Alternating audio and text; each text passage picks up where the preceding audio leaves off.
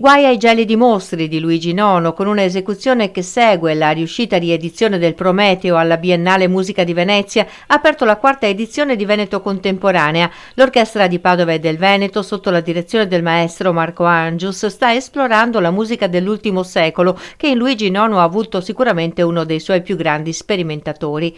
Il silenzio come atto di eroica sopportazione e contestazione della tirannia è il tema concettuale attorno al quale il compositore sperimenta intorno alla percezione del suono. È un'esperienza d'ascolto ed è una sorta di laboratorio preparatorio per il Prometeo, quindi è come se partiti dal Prometeo e adesso stiamo facendo un percorso quasi a ritroso. E è stata una grande emozione perché l'intensità di questi pezzi di Nono è anche un po' misteriosa, per cui c'è qualcosa che prende profondamente il pubblico ed è qualcosa di ineffabile, di misterioso, quindi è il fascino del suono, il fascino dell'elaborazione elettroacustica del suono e anche di questa ricchezza di strati, di testi.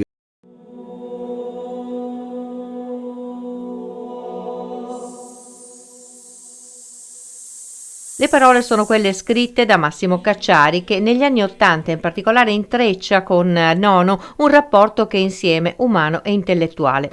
La ribellione consiste nel concentrarsi sul suono e cercare di condurre questa attenzione fino a quando si segue il suono via via che dilegua e via che scompare, senza mai che l'attenzione venga meno. Ed è così che bisognerebbe ascoltarsi, no?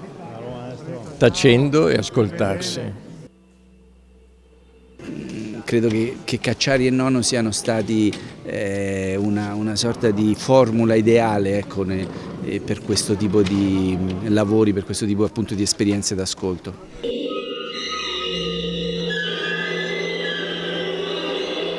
Gli strumentisti usati come solisti, flauto, clarinetto, tuba, viola, violoncello, contrabbasso, oltre alle voci dei due contralti, vengono tutti microfonati, poi filtrati, modificati e combinati da una regia elettronica che li redistribuisce attraverso altrettanti altoparlanti.